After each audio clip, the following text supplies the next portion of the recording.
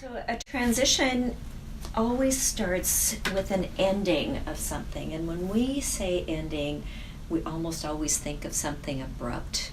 But endings can be very short or very long.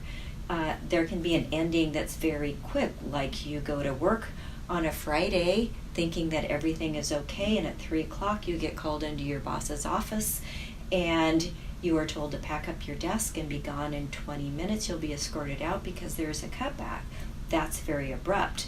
But if you're caring for a parent with Alzheimer's, that can last for 5 to 10 years. And so the ending can last a very long time or a very short time. But what is common is that after the ending finally is finished, there's a period of time where you are busy. There's lots of details that need to be taken care of. If someone has died, there's funeral arrangements and selling houses and taking care of assets and closing estates and all those kinds of things. And with a job, it's finding out about your final pay and finding out about benefits and unemployment, all those kinds of things. And then one day, it all ends. And all of a sudden, you wake up and you have an oh shit day because you've got nothing to do. And it's the reality of something has ended. And that starts the next stage, the second stage. And this is where you have the opportunity to grieve and to say goodbye. But what often happens here is that people, in an attempt to avoid emotional pain, avoid experiencing it. Nobody likes it, but the longer that we avoid it, the longer that it goes on, and the less opportunity that we have to heal.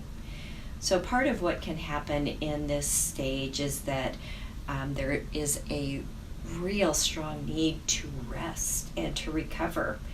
All of the busy, and the emotional trauma of the ending take a lot of energy, and all of a sudden we have nothing to do and we're exhausted.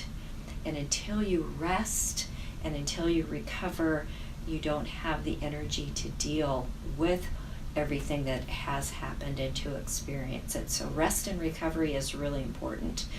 But what also happens is that people, when they start to then experience the emotional pain, don't want to. It hurts. And so what do? They get really busy again.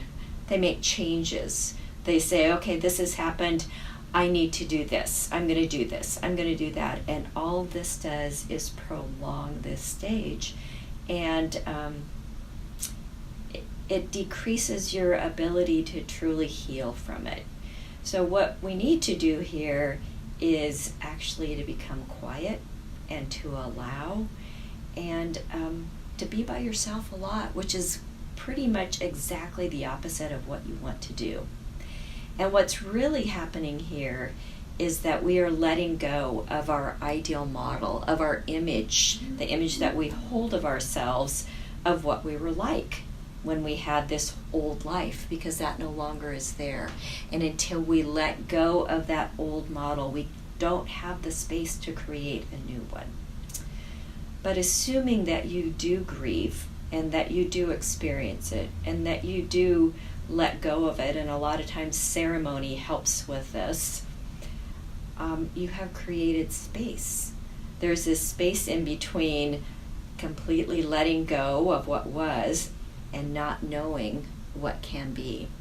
And we have to be okay with that not knowing, because that's when we can begin to creatively imagine what could happen. All the different ways that you could create yourself now that there is space. You could do this. You could do that. Wouldn't it be really exciting to do this?